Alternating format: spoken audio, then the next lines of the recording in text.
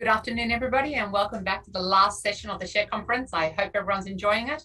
My name is Agnes Watson, the co-founder of Stock Perks, where we are reimagining how companies engage with their individual investors. Just a quick reminder to please submit any questions you have. We'll do our very best to answer them. Right now, I am absolutely delighted to be speaking with Kyle Wailes, the Chief Financial Officer at SmileDirectClub. Kyle and I have been chatting, and I know him and SmileDirectClub is incredibly passionate about you, the individual investor, so much so that they actually give amazing perks such as discounts to their retail shareholders. So you should download the StockPerks app and see what they have to offer. Kyle, wonderful to be speaking with you. I'd love to start off by having you tell us a little bit more about SmileDirectClub. Yeah, well, first off, great to be here. Thanks for having us, and definitely download the app and check out some of the discounts that we have. I think there's some good offerings. Send us your feedback too if there's other things you'd love to see in the offerings. We'd love to think about incorporating those. So send us feedback as well.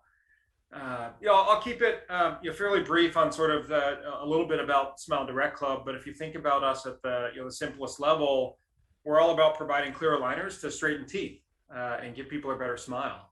And so for us, that gets right to the mission of democratizing access to orthodontic care for consumers, and it's all about making it more accessible, more convenient, and more affordable, which are three massive problems if you look at the orthodontic market broadly. If you think about those sort of core three pillars, the first on the accessibility side and the second on the convenience side, we use our teledentistry platform, which enables our doctors to manage treatment, but do it entirely remotely. So you can get a very similar outcome as going into a brick and mortar practice, but have it in a much more convenient and accessible way using our teledentistry platform. And the third pillar, making it more affordable. So we do that really by removing the 3x markup. I'm sure we'll talk a lot more about that. That's associated with traditional orthodontics. And on top of that, our financing program as well, which we call SmilePay, makes it affordable to almost everyone as well. So that's our mission. It's all about democratizing access to orthodontic care and focused on solving those three critical problems: access, convenience, and cost. Awesome. You guys went public 2 years ago. Crazy time. 2 years, September 2019. How has the company evolved since the IPO? I mean, it's been interesting. Yeah, absolutely. So I think there's, in many ways, a very different company, but in many ways, very similar as well. I mean, if you think about the mission and problem that we're solving, that goes back to the inception of the business and has been very, very consistent since the beginning. But at the same time, if you look back over the past couple of years, I think we've moved from being truly a disruptor in the industry and the category to a challenger brand that's enabling us to take on Invisalign. And I think we've been able to make that pivot in many ways, just given the overall awareness that we have. So if you walk down the street today, 1 in 2 consumers are familiar with the brand SmileDirectClub. And so we're part of the thought process for people as they're thinking about straightening their teeth, and has allowed us to make that transition from really thinking about how do we disrupt this category to being a true challenger to Invisalign, who's the largest player in the category today. I think there's been a lot of other changes as well. If you look at the business model, so when we first went public, there were really only 2 ways for a member to start their journey. The first was through an impression kit, and the second was through our Smile Shops. And now we have our partner network, which allows us to partner with dental practices, where you can actually start your journey inside of a dental practice as well. So that's an entirely new channel that we have that we've rolled out over the past 12 months or so. Certainly on the international side of our business, that continues to become a bigger piece and bigger part of our business. I think when we went public, we were in 1, maybe 2 markets outside of North America. Today, we're in 14 markets globally, including France, which we actually just recently announced, and it represents almost 20% of our revenue. So it's growing very quickly in a short period of time. The last part that I would highlight is just the regulatory aspects of the business as well, looking at sort of the IPO versus now. I think there's been truly broad acceptance of telehealth and specifically teledentistry. If you look over the past couple of years, COVID has certainly helped that, not only from a consumer perspective of just the willingness to use teledentistry or telehealth, but also on the regulatory side, where it's really turned into a tailwind for us as a business versus a headwind at the time of at the IPO. So if you look at since COVID, we've won in almost 30 legislative sessions coming out of COVID, and that's been a welcome change that we've seen across the business there. So, kind of recap, in many ways, mission is still the same. We're solving those core problems that consumers face around the ability to pay for orthodontics and the ability to access care. But have transitioned as a brand as well, if you look over the past couple of years and where we've been and where we're going. And there's certainly a lot more to come as well. Yeah, you touched very briefly on international. I know you're in Australia, UK, 14 countries is phenomenal. And you said 20% is coming from international markets. Tell us a bit more about your international expansion and your plans there. Yeah, so the international market, if you look at the global addressable market, it's actually about 75% of the total opportunity. Oh, wow. So there's about 15 million case starts every year around the world. About 75% of those are close to it are actually outside of the US. So, as we look at our long-term growth plans, we think it's going to be a very material portion of the business. We've been launching in about 5 countries per year. That's still our plan. If we look at the next several years, we have a aggressive roadmap that we want to continue to roll out in international markets. And I think over time, it's 20% of the business today. You'll continue to see that percentage as a percentage of revenue continue to grow over time. That's fantastic. You mentioned partner network. Tell us a little bit more what you're trying to achieve there and some realistic growth expectations. A little bit more about that. Yeah, so the partner network is a newer initiative for us. We had our first partner in the middle of last summer. We finished our pilot last fall. So we've only been out of pilot phase for just over a year now. If you think about what consumers do when they want to straighten their teeth, I had mentioned before, with 50+% aided awareness, we're sort of top of mind as people are thinking about straightening their teeth and coming into the category. But they're really doing 3 core things as part of their research. So they go online and they do research online. And I think we've got a great presence there, not only on social media, but other platforms like Google as well. They ask a friend or family member and they say, hey, I'm thinking about straightening my teeth. What do you think? And we've got 20% of our business that's coming through referrals today. So that's an important part and goes back to our customer experience and all the focus that we have around that. But the third thing they do is they call a dentist and they say, hey, I'm thinking about straightening my teeth. What do you think about SmileDirectClub or what do you think I should do? And so the partner network is really focused on the third part of that. One, it's making sure that that's a favorable response and making sure dentists have the facts about the offering that we have. And so at a minimum, that's going to be a positive answer when someone calls and talks to their dentist. But on top of that, it's actually giving dentists a way to sell SmileDirectClub directly from their practice. And so we're giving people the ability to book an appointment directly in a dental practice from our website, but we're also giving dentists the ability to take a patient that's in their office today for, say, a hygiene appointment or another type of appointment, do a quick scan on that patient directly in their practice, and then our doctor network can take over the rest of the process from there. So it's a great way for a dentist to provide incremental revenue to their practice in a very profitable way because there's very little chair time involved. And they love it because they're also getting the added benefit of leads as well. So we're scheduling patients in their office, which is a great benefit for them as well. Yeah, I as somebody who has lots of kids mentioned, I am all for this. I know the older ones had braces, the younger 2 are not. They are going SmileDirectClub, so I'm excited. It saves so much time and so much easier. It just really, as a mother to kids that you're driving around everywhere, it just saves time. Yeah, absolutely. And I think the benefit of that too is from a clinical perspective, you get 24/7 access to our dental team. So if you have any problems at all, you can interface with our team 24/7. If you have a problem that needs to get directly back to your doctor, you have the ability to video chat and triage the problem directly there as well. So much more convenient, as you said, but it's also a great way to get from an outcome perspective, a clinically safe and effective outcome. And we actually guarantee it for life now as well. We guarantee our members smiles for life. And so as long as our club members are compliant with treatment, they wear the retainers after treatment as well, we're going to guarantee their smile for life. So that's a unique benefit that we've added as well. I think that's fantastic, which takes me to the next question. There are lots of competitors, which you mentioned a few of the larger ones, but what are the moats that you're creating around your business? Like what makes you guys a little bit different and special? Yeah, so I think when you've got to separate it into sort of 2 channels today. If someone is thinking about straightening their teeth, they're sort of choosing between, do I want to go in person to a brick and mortar dental practice, or do I want to use a teledentistry platform?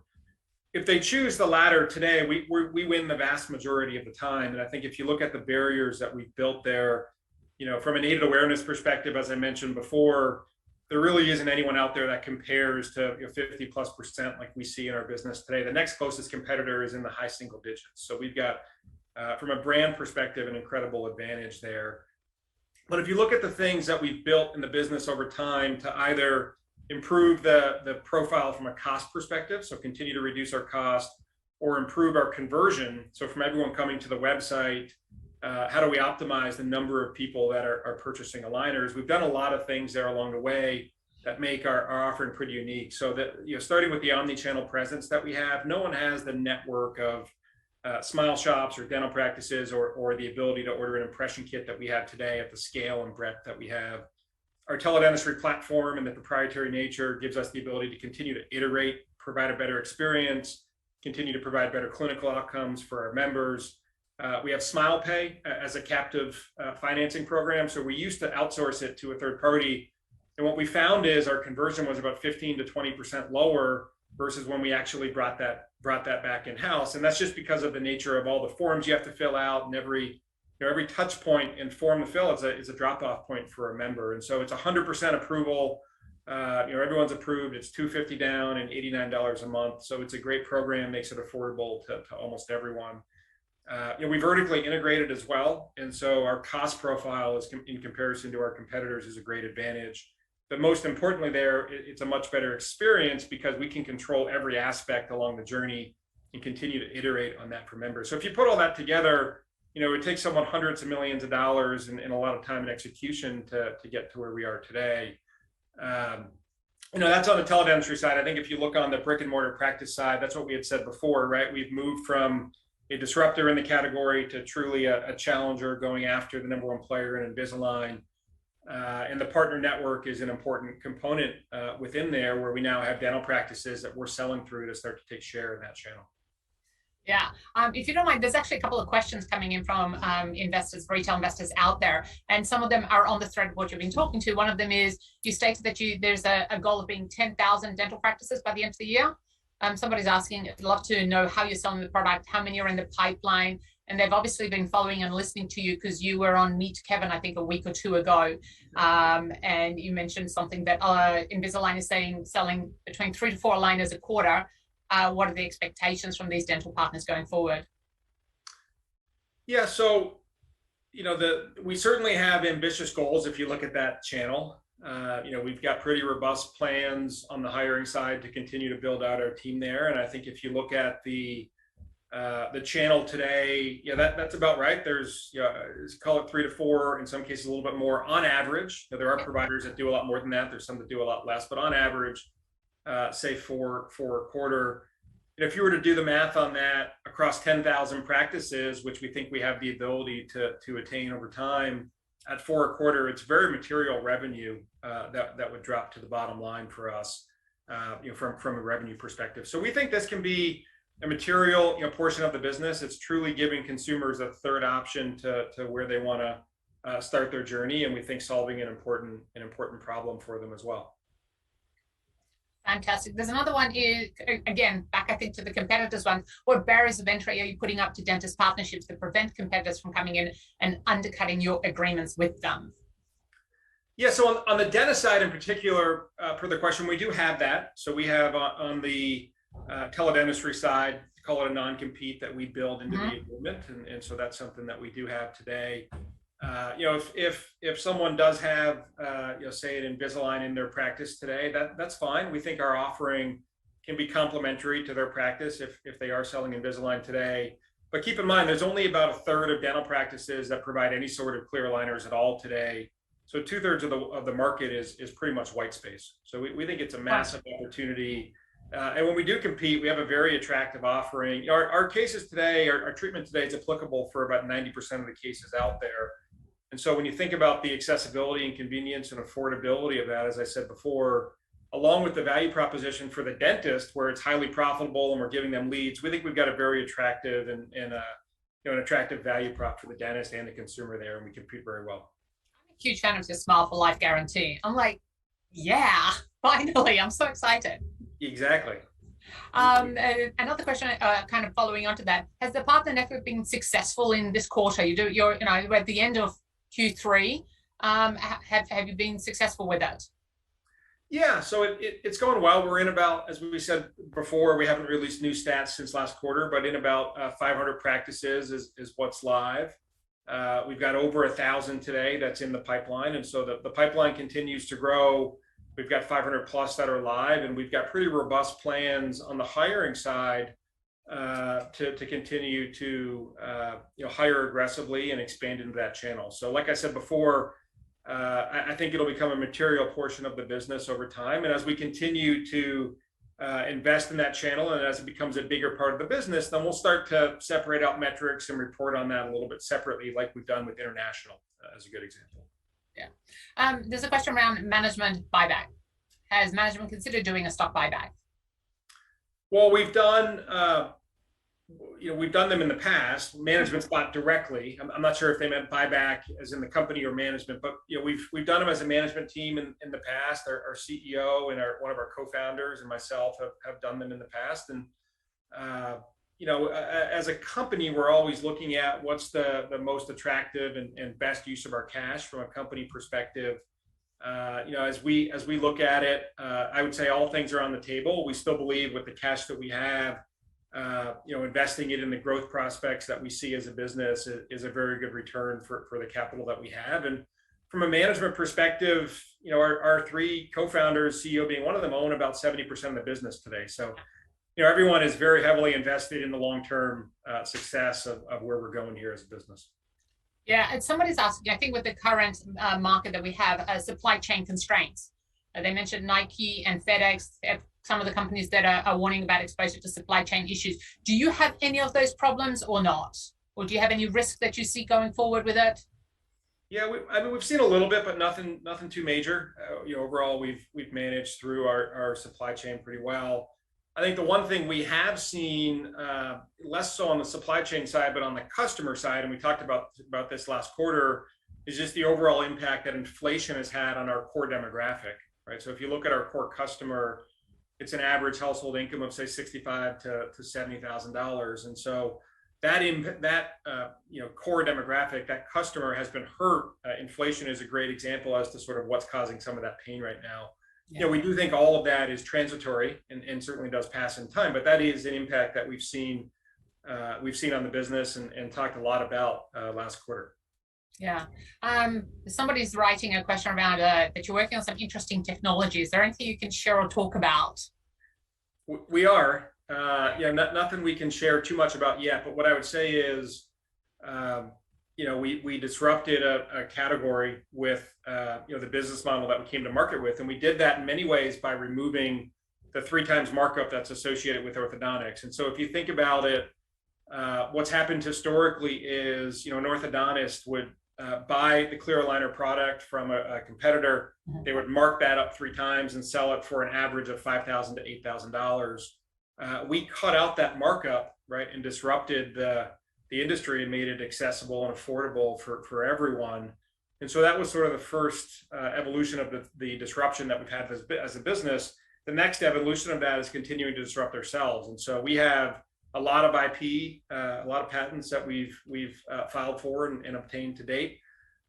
We have a lot of process innovation that we're focused on as a company. And what I would say is it all focuses around how do we provide a better club member experience? How do we continue to give better clinical outcomes? And so there's a lot of exciting stuff there that is on the roadmap for sure. Yeah, and I know you guys do lots of other products. It's not just aligners. It's you do toothbrushes, you do oral, you do whitening products. There's more to it than just that. And I think people sometimes forget that they just focus on the one. There's actually so much more to it. Yeah, absolutely. So we truly think of ourselves as an oral care brand, right, and disrupting that category. And there's a lot of innovation on that side of the business as well, and new products that are coming. Our oral care products, including retainers, are about 10% of our revenue today. And so we just launched those a pretty short time ago, and they've grown to about 10% of our revenue over that short period of time. So if you look at those products themselves, it's really doing 2 things. So one, on the front end, it's introducing consumers to the brand. And so if you look at Walmart, which is one of our biggest partners there, we're in over 4,000 Walmart doors nationwide. Almost 40% of all oral care sales in the US come through a Walmart. And so it's great for brand awareness, brand credibility. It doesn't take a big conversion of those club members who are buying oral care products to buy aligners to have a pretty material impact. And then on the back end, it also gives us a long line of oral care products as well, where we can leverage to drive recurring revenue. And so it increases our recurring revenue on the back end as well. And that's really the focus with that line of products. Yeah, I think your growth is phenomenal. On that, you mentioned Walmart. Somebody's asking, will SmileDirectClub be looking at business opportunities with Amazon? So we do, yeah. So we have Amazon today that we sell through, and you can buy some of the oral care products as well. And so that is something that we have today from an offering perspective. Yeah.